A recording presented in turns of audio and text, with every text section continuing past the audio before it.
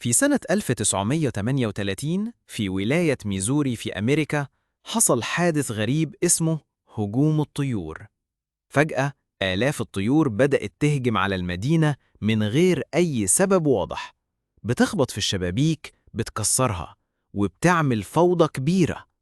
الناس كانت خايفة جدا ومش فاهمة إيه اللي خلى الطيور تتصرف كده فجأة.